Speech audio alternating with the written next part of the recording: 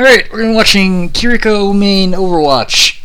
This is Silver 4 on PC, I believe, on New Queen Street.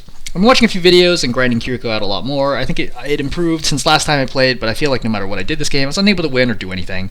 I can't find a Silver 5 stack, so I'm stuck in solo queue. Was this game on me, or was this out of my hands? Is there any way I can find a 5 stack so I can improve and rank up? This game felt very weird. I was shooting some great headshots while also healing my teammates, but whatever I did wasn't enough. This is my third game in a row I've lost like this, and it's so frustrating, and it's making me feel hopeless. So a few things. Number one, it's funny that you think that queuing with other players is going to make you rank up, and that will make you better. You don't rank up and get better. You get better and then you rank up, right? Like, that's not the order in which this goes. If we put you in, like, you know, a Gold 4 game, you're going to get absolutely destroyed. It's not even close. You're not going to, like, learn anything from that process. You're going to get completely steamrolled, and you'd be like, what the heck is happening? And you feel super helpless. You know, God forbid we put you further than that, like let's say we put you into Platinum, you'll get, like, blown out of the game.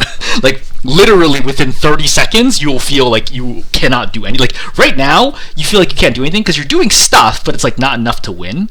But if we put you in, like, you know, a Platinum game, you're not even going to be able to do stuff. You'll literally be dead within 3 seconds of the start of the fight because you're not used to how accurate the enemies are and how well they are at tracking your abilities and how fast they are, etc., etc., etc. So, whether or not you want to find a stack is up to you, right? I'm not saying that's necessarily a bad idea. If you find friends you like to play with them. Yeah, that's fine. But don't think that you're magically going to get better by playing with them and suddenly ranking up, right? I think a lot of people talk about the fact that they find strangers, they start playing with them, and they find it a very frustrating experience because maybe they start improving, but their friends don't, which is actually dragging them down. And that can be really hard. Or they end up feeling the one who's dragging their friends down, right? Also not so fun. Anyway, let's talk about this particular game. So, you know, quote unquote, was it you? Was this game on me or was this out of my hands? No, the game's absolutely winnable. Right?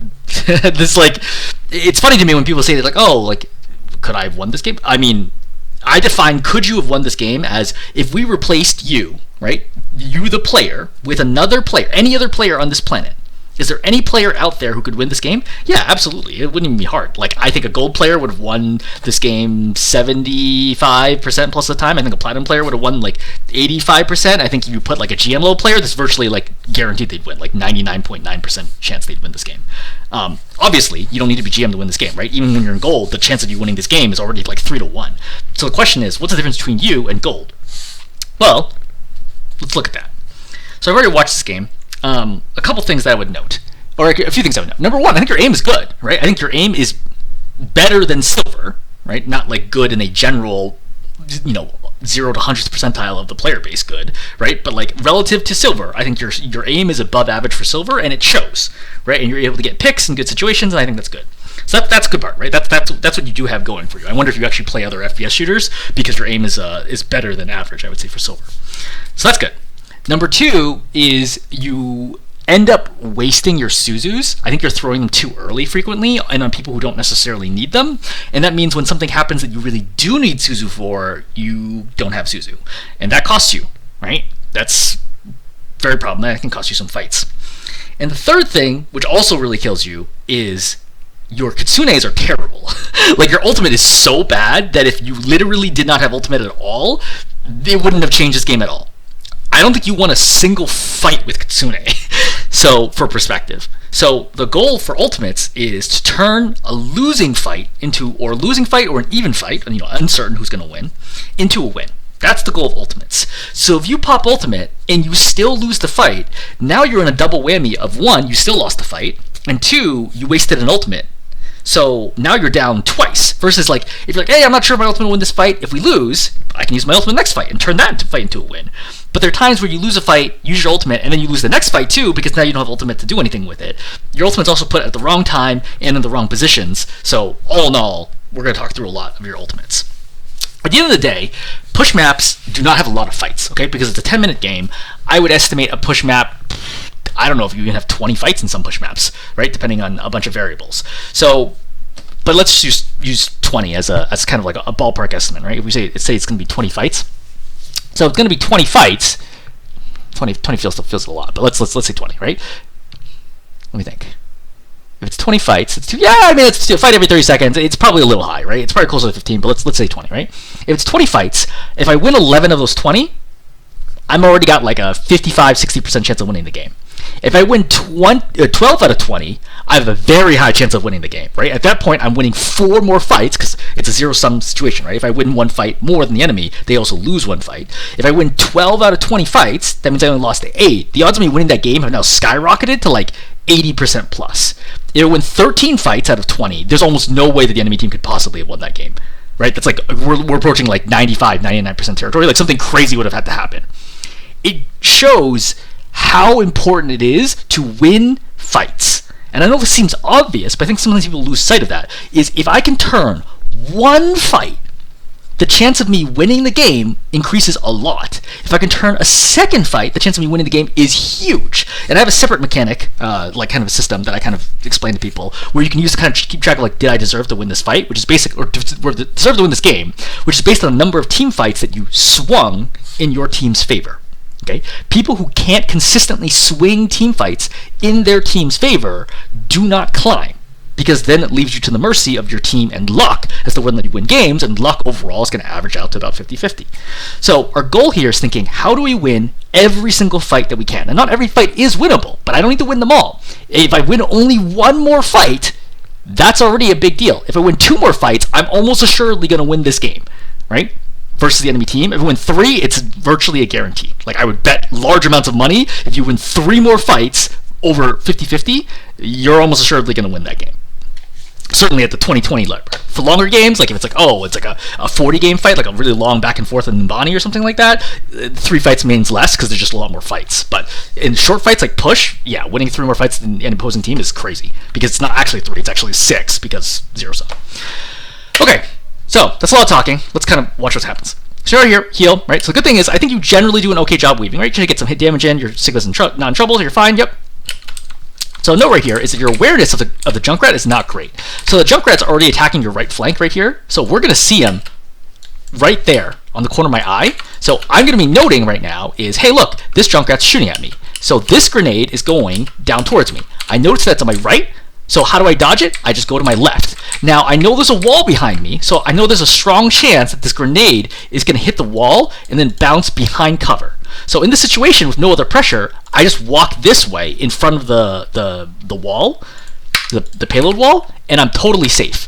But that's not what you end up doing. You actually stay in the back here, and you see how you sit right now, and you eat another shot. And then you get a little more splash, and now you're at 130 health, which is dangerous, because you can potentially die at 130. At 250, there's almost no way you could die. Short of Widow Headshot, you're not going to die. But at 130, there's a lot of things that can one-shot you, or nearly one-shot you, and now you need to be more careful. So this is just like a basic thing to note is, at gold, it is unlikely that you would have eaten that grenade, because you saw it coming, right? You had plenty of time, but at silver, you don't quite have the level of awareness. It's a very small detail. It's not going to kill you this fight. I'm just noting that it jumps out to me as a higher-ranked player that you don't actually have the capability right now to process the information that's coming and make the right decision. Okay, so you're staying with the Sigma. One thing to note is are you playing main healer or are you playing off healer? Okay, so these are concepts that I kind of introduce. I don't know that I would consider them like universal in the Overwatch community. Some people talk about them, some people don't. But when you have main healer, right, you're mostly going to stay with your tank, right? If you're the off healer, you're mostly going to stay with your DPS, and then you're gonna off angle. Okay. The idea being is somebody's got to keep your tank and the core of your team alive, whoever is near your tank. This is assuming that you're playing like Brawl or Poke. If you play Dive, everything gets very complicated. But if you're the off healer, then you're going to end up playing on the side. Kiriko can do either one, so that's going to make it tricky. What you need to read here is, what is your other support going to be? If your other support is Lifeweaver, Lifeweaver is exclusively played as a main healer. What that means is Lifeweaver is only going to be cranking out healing. That is the primary way that he provides value, and he's going to use Grip and Pedal Platform to provide a little bit of utility. That frees you up to be more aggressive and stick with your DPS. So, for example, what are the possible off angles in the situation? Well, I'm going to zoom out a little bit.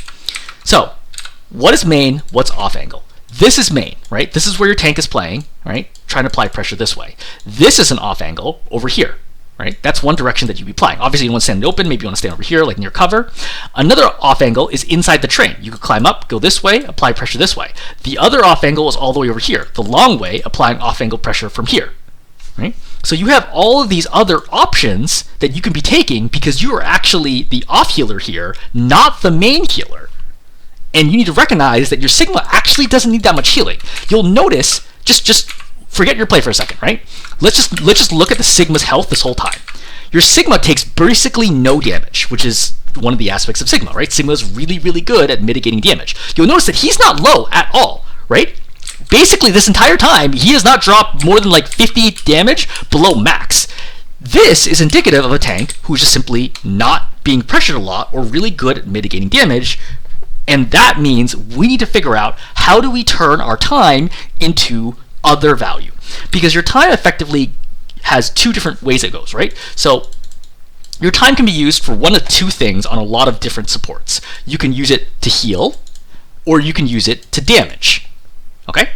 Now, good supports understand when their time should be used in healing and when their time should be used on damage. Well, in this situation, this is about as easy as it gets, because our Sigma is basically 100% health the whole time, which means I don't want to heal here. I need to be doing damage. The best angles to apply damage are not with the team, but on a side angle, because it's really hard for them to dodge multiple angles at once. So for example, if I'm standing over here and I'm shooting at the Baptiste, what is the Baptiste going to do about a Kiriko that is standing right here? I'm so far outside of his effective range that even with an aimbot, he can't kill me, right? So he's like, oh shoot, that means that the Baptiste is going to get forced this way towards your team because your kunais on the side are super dangerous. Alternatively, the Baptiste retreats and plays way back, which removes his ability to use things like regen burst or lamp quickly or get heals or apply damage or whatever it ends up being. Okay?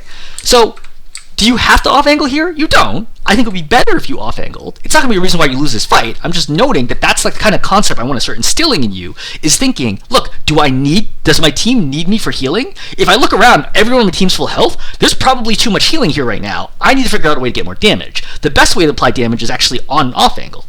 Now, if you're playing main healer as Kiriko, different story, right? Let's say your Life Weaver is playing like Ilyari, right? Then in that case, she's probably not going to be doing too much healing, and she's going to be herself on an off angle applying damage. And in that case, I can do heal, attack, attack, heal, attack, attack, heal, attack, attack, or I do that over and over and over again.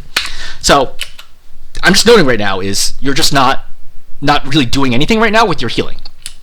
So you're going to climb over, right? Again, you're really too fixated on your tank, which is good to want to keep your tank alive, but this is extremely dangerous. This moment where you cross over here, and you see how you're in the open to the opposing team, and you're not even looking at them until just now, and then you take a hit.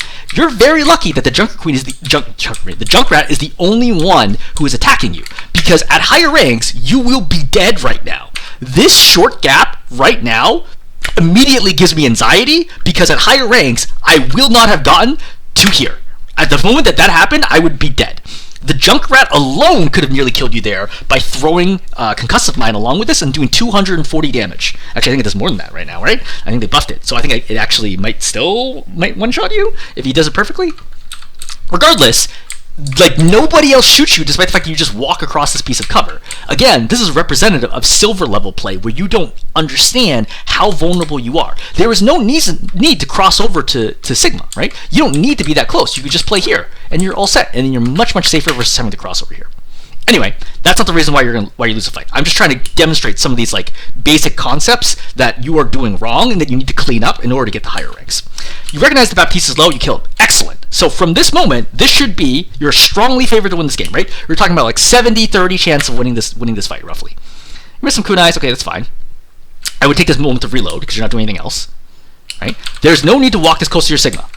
So when you clump with your Sigma, any splash with your tank also hurts you. So you want to play further back. So your Echo is engaged right now, and your Echo is trying to off-angle. So this is a great moment in time where if you swift step to your Echo, you can keep your Echo up, and what is their team going to do, right? They can't dive you. Not Echo plus Kiriko. There's no way unless the whole team comes up. So this is a good moment to swift step, and now you can play the off angle with your DPS. But because you stick with your tank as though you're a main healer, your Echo gets spammed out, and she gives up the off angle. So she's like, oh shoot, I'm low, and she flies back. If you're with her, she wouldn't have gotten low, and she never flies back. Now the Junkrat has the off angle on you, and is applying pressure. And now your team starts walking back. So you can feel that you guys were winning, right? You killed the Baptiste, right? Here, right? So you kill the Baptiste, and you can feel, like you can see how your team is walking forwards, because your team feels like they are able to win the fight. But you'll notice that, okay, now we're slowing down a little bit. You take spam that you didn't need to. Your Echo's playing around here, still trying to, see, again, Ash is trying to play up, Echo's trying to play up, Echo gets pushed back, Echo flies backwards, and now you can see that your team, instead of walking forwards, now you can see that everybody is walking backwards. And that's going to make it harder for you to win the fight at this moment in time because you have fewer angles and worse positioning.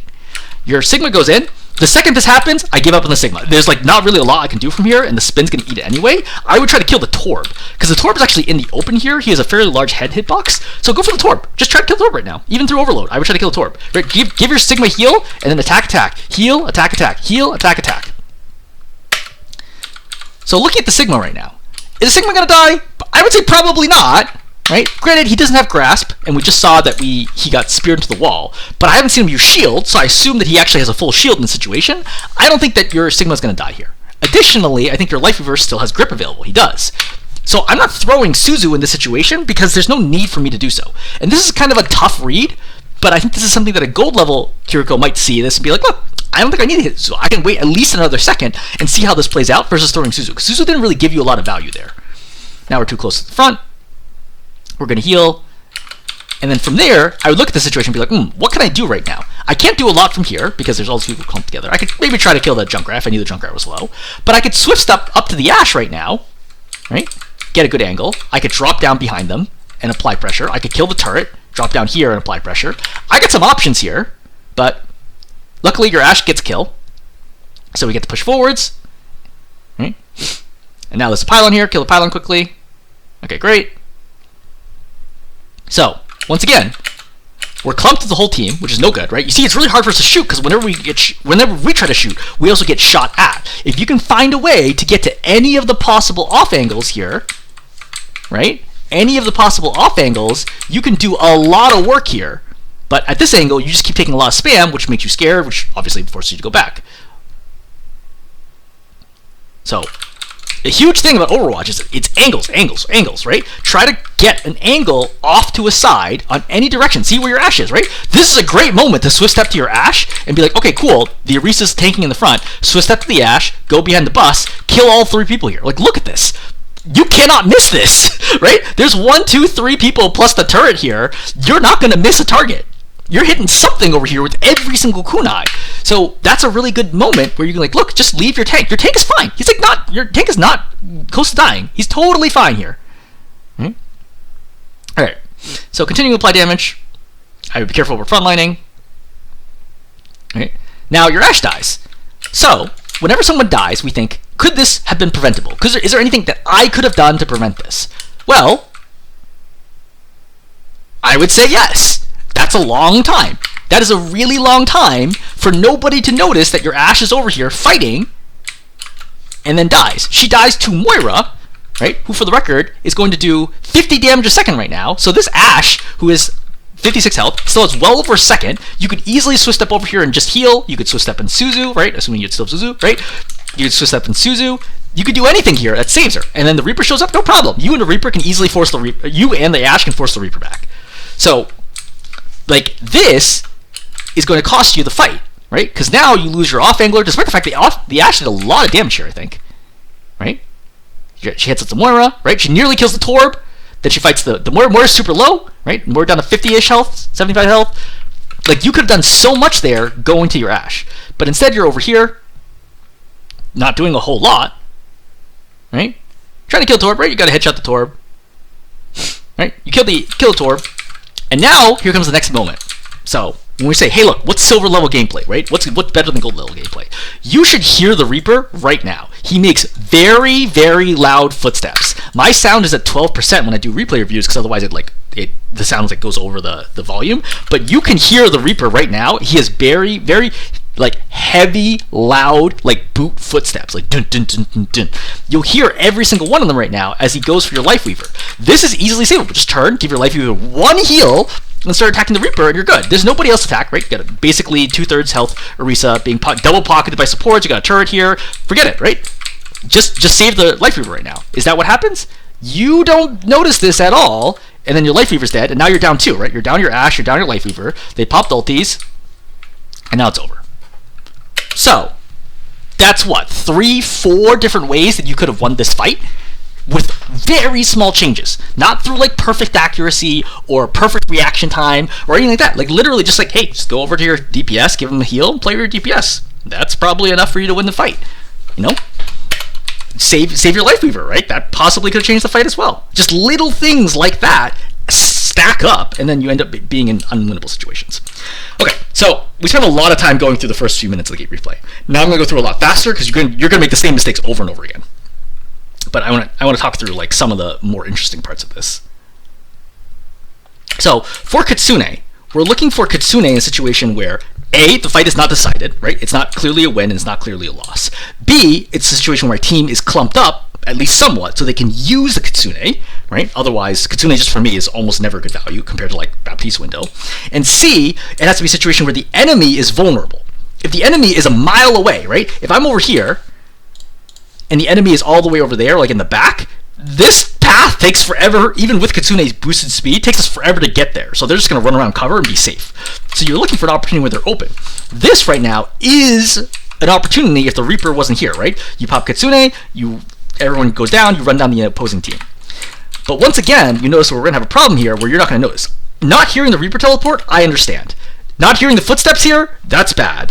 Not hearing the shooting, that's terrible. This indicates that you are not paying attention at all. You see that he nearly kills your Echo right now, which forces your Echo to have to pop clone, or copy, I think it is called clone, but pops ultimate here way too early because the Echo was afraid of dying, because no one is paying, like rather you are not paying attention and could easily have deflected this, which means now your Echo has it, but is too far away, is forced to wraith forward, which is also really bad if you know how Reaper works. And all in all, it's just really, really bad. I would have just Suzu right away, but you get gripped, so don't Suzu anymore because you're being gripped, so unfortunate. Alright? So now you try to pocket your Echo, right? The Echo copy is way too far away, gets no value with it, right? Again, because Echo was forced out way too early. You kill the Orisa. I would never do this right here, but this is kind of crazy that this is actually going to work because they can't aim. And we're able to win this. So I guess you did win that one. Oh, you didn't use Kitsune, so it doesn't count. But I would have used Kitsune there, frankly. So you headshot the Moira, right? I would have chased her down, but it's fine. A reminder that the robot, only in push mode, does not go faster with more people on it. Okay, so they're going to push through stairs, which is a terrible idea, but so be it. So right now, we're at 137, we get the Ashe here who's low, and we get the Sigma who's healthy. What do I do here? I just heal the Ashe. I don't feel like I'm actually in any danger of dying. I have a giant tank in front of me. I have Cart for cover. Okay, it's unfortunate that we've lost our Life Weaver, which I'm pretty sure is because you're not paying attention. It is. Right? So again, Life Weaver right here, getting shot by the Reaper. You're not paying attention to it at all, and your Life Weaver is going to die. So I should actually add to a note. Just letting teammates die very close to you that you can definitely save is a critical part of why you lose this game. So now, I get Javelin back here, but look, I just set this out. I'm like, look, you know, let's just see how this plays out. I don't want to use Suzu yet. But the reality is this is kind of a tough situation because it's going to be a 4-on-5 and we're missing a support. But we're all going to get pulled in. That's fine. Right? So we all walk out together. Right? We're all walking out together. As we get to here, right, when Risa would pop it, we throw Suzu and we walk away. But you don't throw Suzu because you don't have Suzu. Because as a reminder, you wasted Suzu back here. When you got spooked after being javelined, you're not actually in danger of dying here. The only one who can shoot you is the Orisa, and you have cover right here in a second. So you should not have thrown Suzu. Right? This is a bad call, which means now you don't have Suzu to save right now, which is a great example of how mistakes you made in the past can make the fight unwinnable in the future. This is a huge part of Overwatch as you start climbing, is that people will track what abilities you use and what you have and don't have available, and they will punish you for not having it. Like you make a bad Swift Step, they'll punish and kill you. You make a bad Suzu, they will punish and kill you. You make a bad Kitsune, they will wait it out, and then they will punish and kill you. Because that's what it's like to exploit enemy mistakes. Okay? So you could have saved your Echo here. Your Echo's going to die to it. And now you've let 2 of the 5 people on your team die.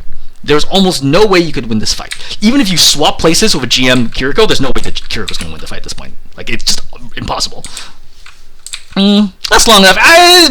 No, I'm going to say it's impossible because Reaper pops ulti too. So, again, we're seeing your mistakes over and over and over. It's small things, but they add up, right? Letting teammates die is one of the worst possible things that can happen as a support. It is very, very hard to make any play that is bigger than saving a teammate and killing an enemy, right? Saving a teammate is just as good as killing an enemy, right? Either way, it's a player advantage. Because if I don't save my teammate, that's one player down, and that means I have to get a kill just to even things up. And getting kills is much harder than saving teammates.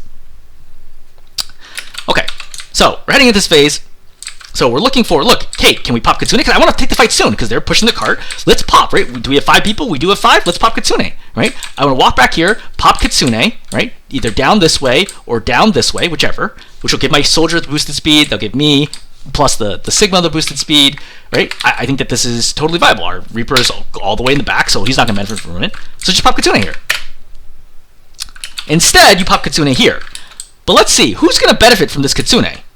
Nobody, right? Like, you're the only one who's in it. Your Sigma's here, but he's mostly focusing on mitigating damage. Your soldier, who's the one you really want to have it, is way too far away, and your Moira's not benefiting from it either. Neither is your Reaper. As a result, what happens? They just pop Tree here. Tree blocks a lot of the damage, right? Then Reaper manages to get it. It kills the turret in the back, and ultimately, what? Your team's gonna get gunned down here? I think that's what's gonna happen. Maybe you guys turn this. I can't remember exactly what happens here. Yeah, Sigma's so good at mitigating damage. Yeah, I think you guys are eventually going to win this. Yeah. But notice that your Kitsune did nothing. And when I mean nothing, I mean literally nothing. Like, it wouldn't have changed anything about this fight whatsoever. Alright, skipping forward.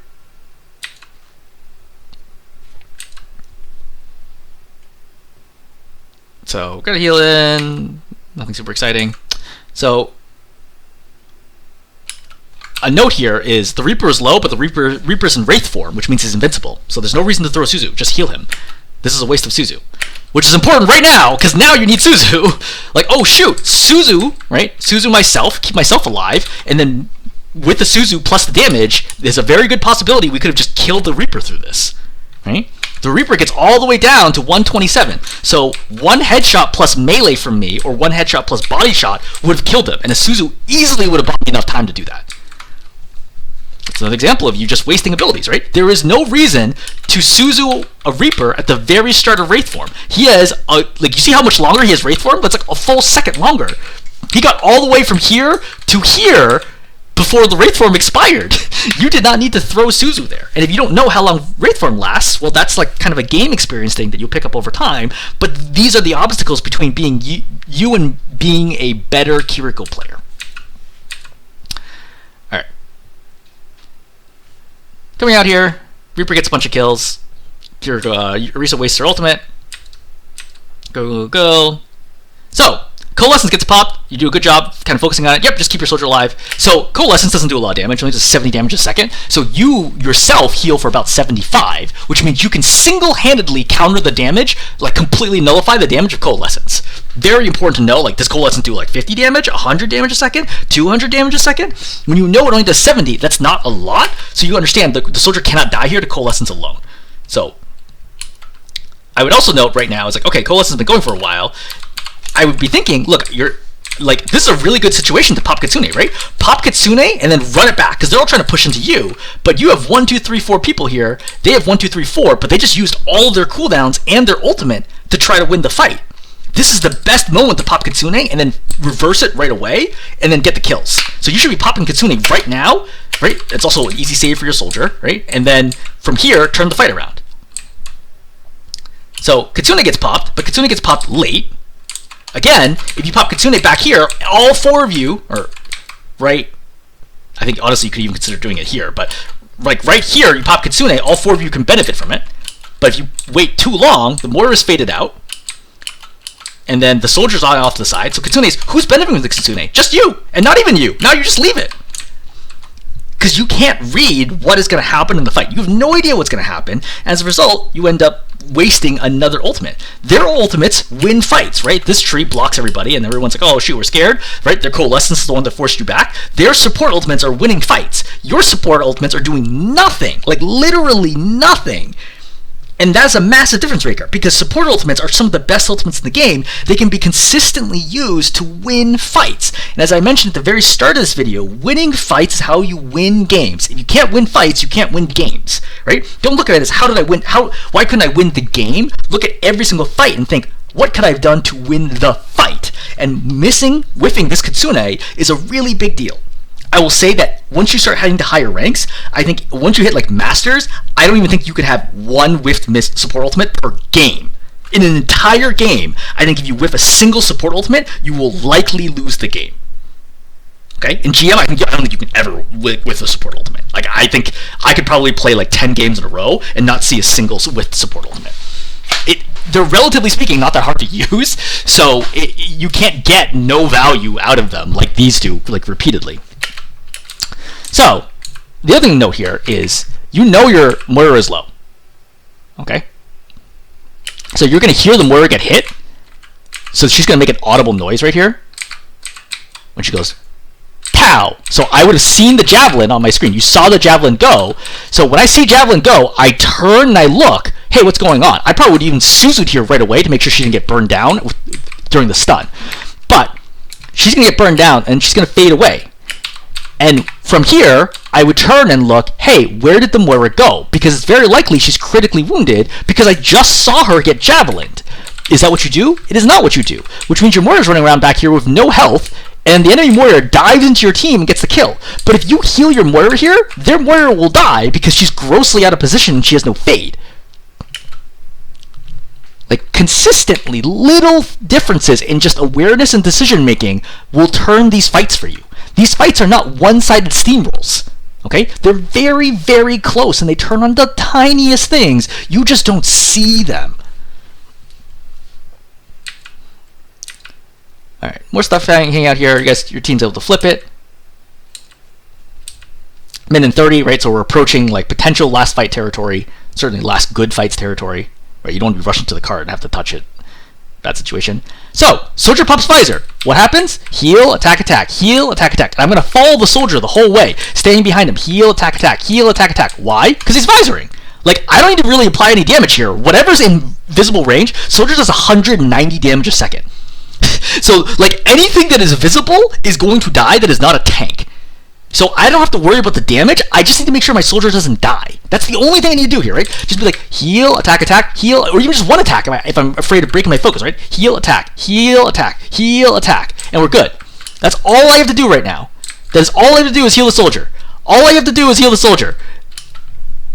Hello? Look how long this soldier fights without getting healed by you. And he popped it right next to you. When you see, like, I don't know, TikTok video stuff when they complain about their supports not healing them, this is what they're talking about. He is right in front of you, and he just popped visor. There are 1, 2, it's going to be 3 enemies that are all visible. All you have to do is heal him.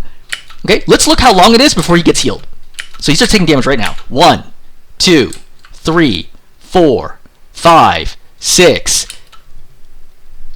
I'm pretty sure that your reaction times are good enough to recognize within 6 seconds that your soldier is injured and should get a heal. I think that's probably fair, right? I don't think you could look at this and think, oh man, what could I possibly have done differently? Literally just heal the soldier, right? Like, that's it, right? It's like the turret plus like a Risa spam. I don't even consider it a turret, right? Just a Risa spam just kills him just very, very, very slowly. So your team still manages to kill 2, but the problem is you're down your soldier, which is unfortunate, right? Being down your soldier is a huge part of the damage that you need, and because they have respawn advantage, I think they ultimately just end up coming back and like turning this around, right? Your team stalls out, Echo copies, right? So now they have respawn advantage. See, 1, 2, 3, 4, 5. You don't have your soldier because your soldier's really far away because he just respawned. So she's coming back. Ultimates get popped, soldier rejoins, but your Sombra has died because the EMP didn't do enough, right?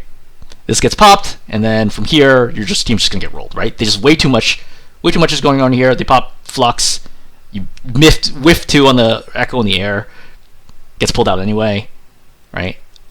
I mean, I would strongly have considered popping Kitsune here because this is a very likely the last fight, right? With 20 seconds left, I pop Kitsune right now, right? I pop Kitsune, Echo Coalescence or not, I pop Kitsune because like if we retreat from this, I don't think you're gonna get a chance to be able to turn this back.